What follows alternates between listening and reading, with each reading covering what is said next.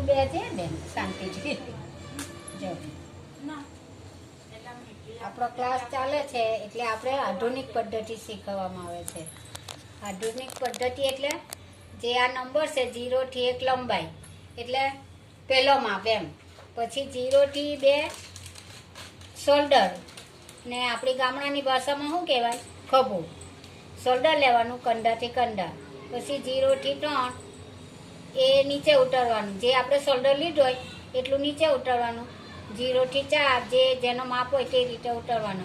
4 થી 5 છાતી પહોળાઈનો ચોથો ભાગ આપણે ગોળ ગોળ ફેરવીને માપ લઈએ છીએ એટલે જે આવે તે લેવાનું. 0 થી 6 કમર ઊંચાઈ 19 ઇંચ, 0 થી 7 સીધી લીટી દોરો, 7 થી 5 1 ઇંચ અંદર આવવું, મધ્ય બિંદુ નંબર 8, પછી 8 થી 9 1 ઇંચ અંદર આવવું, પછી 9 થી 10 ફટકિયાની પહોળાઈ આવે છે, 1 થી 10 ફટકિયાની પહોળાઈ, 0 થી 11 ગળાની લંબાઈ આગળનું, 0 થી 12 ગળાની પહોળાઈ જે શોલ્ડર આપણે લીધો એના અડધા લઈ લેવા, પછી 3 થી 14 12નો આર્મર્સ, આપણે આર્મર્સ પણ કહેવાય અને આપણી ગામડાની ભાષામાં શું કહેવાય આગળનો બાંય ગાળો, 14 થી 15 પાછું 1 ઇંચ અંદર આવવું. એવી રીતે આપણે બાંય ગાળનો આકાર આપવાનો. હવે જે આ મેં માપ લખેલો છે જે ઘરાકનો, એ ઘરાકનો માપ લઈને તમને બતાવી દઉં. જે ડેમો બનાવેલો છે કે નોટબુકમાં એ પેલું આધુનિક એટલે નંબરવાળી છે, પહેલો માપ બીજો માપ. હવે આપણે જે ડ્રેસનું કટિંગ કરેલું છે જે બેને, એ બેનનો માપ મેં લખેલો છે એ તમને હું વિડીયોમાં બતાવી દઉં. જો આ લંબાઈ કેટલી છે 43, 41 વત્તા 2 એટલે પૂર્ણ લંબાઈ એ લોકોની 41 છે વત્તા 2 ઇંચ સિલાઈ. કે લાંબા છે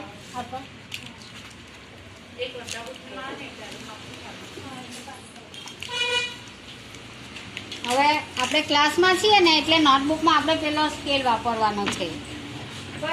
પંજર ટેપ વપરાય છે તો હું અહીંયા નિશાન કરીને બતાવું છું. 0 થી 1 હવે આમાં 24 ઇંચ જ છે એટલા માટે 23 ઇંચ બાદ કરીને આપણે જ્યાં સુધી લંબાઈ આવે ત્યાં સુધી લંબાઈ લઈ લેવી છે ચોપડાના હિસાબથી. પછી કાપડ પર પૂરેપૂરી લંબાઈ લઈ લેવાની.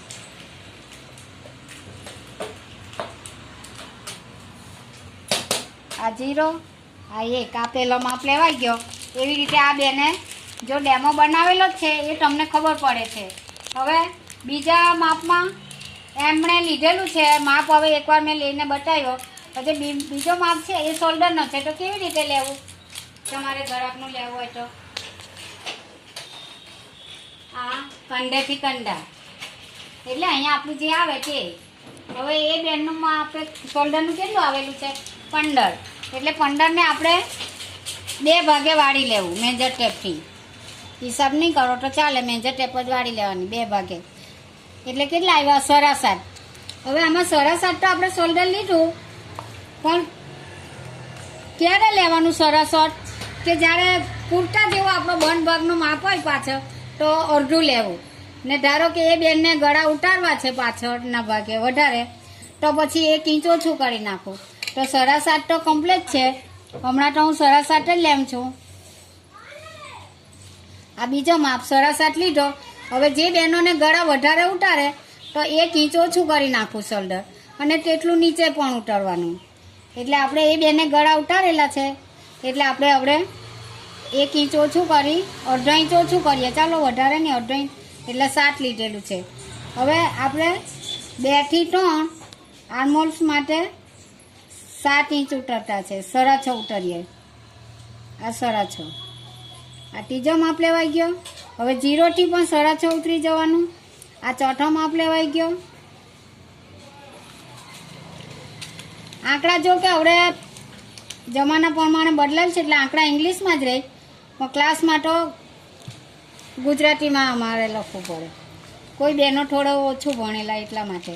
હવે આ જે શોલ્ડરનું ચોરસ બની ગયું. હવે 4 થી 5 છાતી પહોળાઈ એ બેન જાતે પણ માપ લઈ શકે છે. એમનો લેવું હોય તો જાતે પણ લઈ શકે 35 છે તો આપણે હમણાં હીફો આવ્યા ને એટલે 1.5 ઇંચ 1 ઇંચ વધારે લઈએ તો ચાલી જાય, એટલા માટે 36 કાઢી દેવાનો. હવે 36નો 4 ગળી વાળવાની આવી રીતે. જો આ 36 છે, એમાં 4 ગળી વાળી. હવે એને પાછી એમ બીજી ગળી વાળે અને આ 4 ગળી થયું. હવે 36માં 4 ગળી કેટલા આવ્યા? ચોથો ભાગ 9 આવ્યો. એટલે આપણે 9 લેવી છે. ચોપડામાં આપણે પૂઠાનો સ્કેલ વાપરવાનો.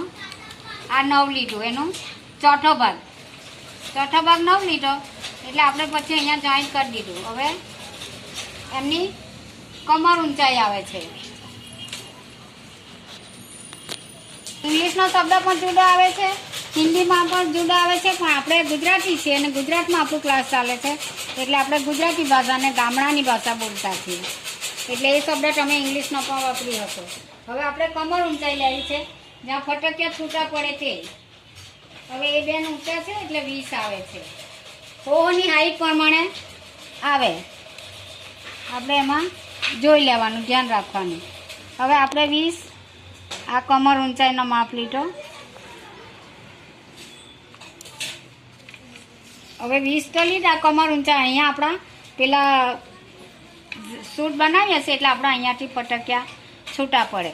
હવે આપણે એમાંથી એ સીટ પહોળાઈ કહેવાય છે, એટલે 6 થી 7 એમાં અહીંયા નંબર છે 6 અને 6 થી 7 આ સીટ પહોળાઈ આવે છે. તો હવે આપણે જે છાતી પહોળાઈ રાખી છે ચોથો ભાગ, એ જ આપણે ચોથો ભાગ લેવાનો છે. હવે અહીંયા આપણે આ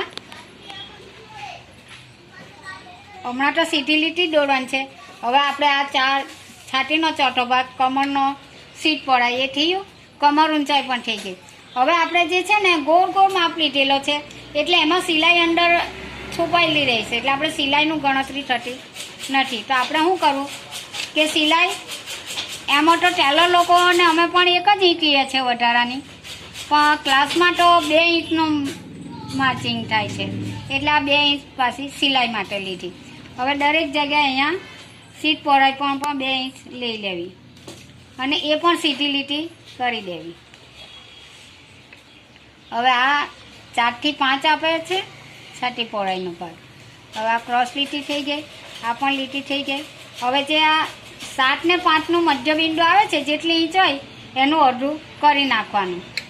તો આમાં આવે છે 14 આવે છે, તો 14ના અડધા 7. એમાંથી આપણે કમર પહોળાઈ માટે 1 ઇંચ અંદર જવાનું, એટલે 1 ઇંચ આપણે અંદર આવી ગયા. એટલે આપણું જે ફિટિંગ હતું ત્યાં આવી ગયું. હવે આપણે એને આવી રીતે ક્રોસ લીટી દોરવાની છે.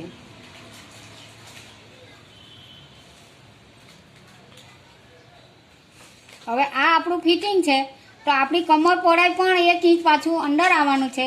આ કટિંગની નિશાન કરેલી છે આપણે, આ આપણી ફિટિંગની નિશાન છે. તો આ પણ આપણે આ 1 ઇંચ અંદર આવી ગયા. આ લીટી દોરેલી છે. હવે આપણે આ 1 થી 10 ફટકિયાની પહોળાઈ આવે છે. હવે જો નાનો વચ્ચેનો માપ હોય, આપણે એમાં શું છે 3 માપ આવે છે. એક આવે છે નાનો, બીજા નંબર પર આવે છે મધ્યમ, મધ્યમ એટલે વચ્ચેનો, અને ત્રીજો આવે છે મોટો. આપણે શોપિંગ કરવા ગઈએ ને ત્યારે આપણે કહીએ છીએ કે એસ કુર્તો આપો, એલમાં આપો, ડબલ એક્સમાં આપો, ડબલ એક્સએલ આપો. એ બધા પાછા આમાં 3 માપ છે. હવે નાનો છે એમાં એસ આવે છે, એમ આવે છે ને એલ આવે છે. હવે મધ્યમમાં એક્સ આવે છે, ડબલ એક્સ આવે છે અને એક્સએલ આવે છે, અને મોટામાં પણ એવી રીતે આવે છે. તો આપણે જે છેલ્લો આંકડો છે ને એના માપનું આપણે ફિટિંગ કરી લેવું, અને માપ લીધો તો એ રીતે કરી લેવું. એટલે આપણે અહીંયા આપણે 9નું ફિટિંગ છે, 2 ઇંચ સિલાઈ છે, એટલે અહીંયા પણ આપણે ફટકિયાની પહોળાઈ એ જ રાખવાની છે. ચોપડામાં પેપરમાં એમની સાઈઝ પ્રમાણે આવે ને કપડા પર પૂરેપૂરું કટિંગ થાય. આ તો આપણને રીત બતાવવા માટે ચાલે છે. હવે આ 1 ઇંચ આપણે ફટકિયા વાળવા માટે ને આ 1 ઇંચ, એટલે આ છે આપણું કટિંગ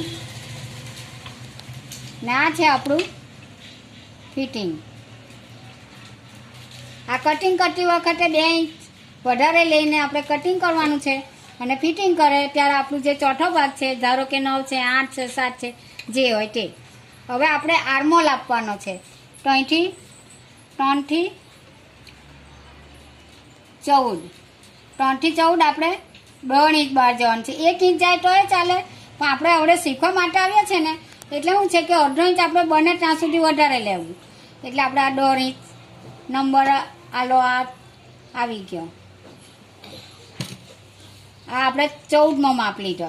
હવે પાછું અહીંથી 1 ઇંચ અંદર આવવાનું છે. એટલે આપણે અહીંયાથી માપ લઈએ તો એમ પણ લઈ શકાય સીધો, અને ક્રોસ પણ લઈ શકાય. તો ક્રોસ લઈએ તો પણ આટલે આવે છે. હવે આપણે એને શું કરવાનું છે, આપણે એમ ધીમે રહીને અહીંયાથી આમ આપવાનું છે. ધારો કે હવે 2 થી 3 તો આપણે મધ્ય બિંદુ જરા સ્માઇલ જેટલી નિશાન કરી લેવી. હવે અહીંયાથી આપણે આવી રીતે આકાર આપી દેવો છે. હવે આ જે છે એ આગળનો છે. હવે આપણે આ તીર મારી આને શું લખાય, ટૂંકમાં લખું છું પાછળનો અથવા બહારનો આર્મોલ્સ, અરબાઈ ગાળો પણ બોલી શકે. હવે આ છે એ આગળનો અથવા અંદરનો. હવે આ થયો. હવે આપણે જો કે 700 આપણે એમનું 7.5 શોલ્ડર આવે છે પૂરું, પણ આપણે ગળા નીચે પાછળ ઉતારવાનું છે વધારે. એને લઈને શું થાય છે કે આ કંડા સરકી જાય છે. એટલા માટે આપણે 1.5 ઇંચ ઓછું લીધું છે. તો 7 લીધલા છે તો 7ના અડધા 3.5 આપણે નિશાન કર્યું.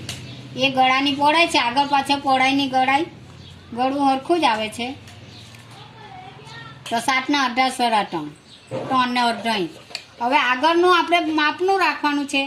હવે એ બેનના માપ આપણે લઈએ છીએ આગળના ગળાનો.